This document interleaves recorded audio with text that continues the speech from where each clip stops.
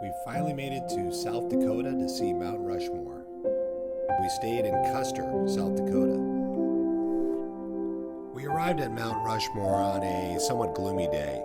The walk to the monument overlook features flags from all 50 states, as well as markers that indicate the dates of the admission of each state to the Union.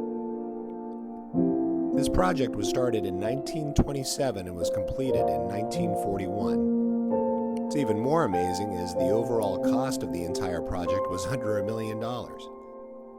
The artist, Gutzon Borglum, died several months before the entire project was finished. And despite the dangerous conditions that the workers had to endure, there was not one fatality this entire time. We spent hours here. It was actually a really amazing place to come and visit. There's also a walking path that you can take that goes along the base of the mountain. This path is very well done and isn't strenuous at all.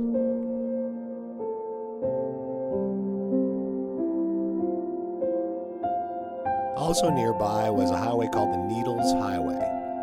I've heard about this highway and seen pictures of it on YouTube. The highway itself is about 14 miles long in one direction. The main attraction along the highway are the granite needles that the road winds amongst.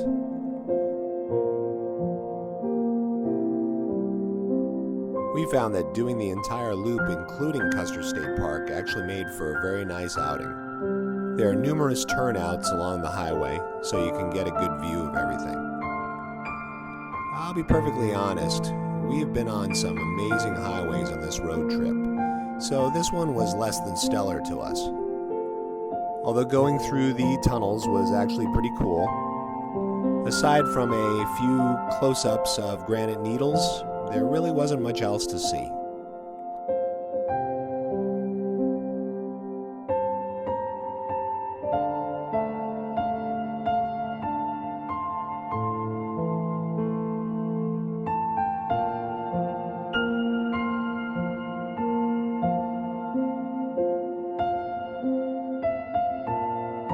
There's a bison range that you can drive along in Custer State Park.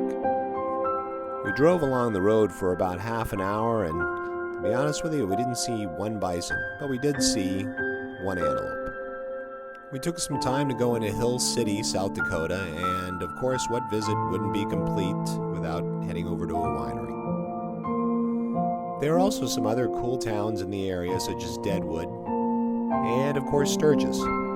Since Minnesota was an afterthought and actually not on our original travel plans, I needed to make a trip through North Dakota in order to get to the area where we were going to camp. As expected, the drive through North Dakota was pretty much flat and empty.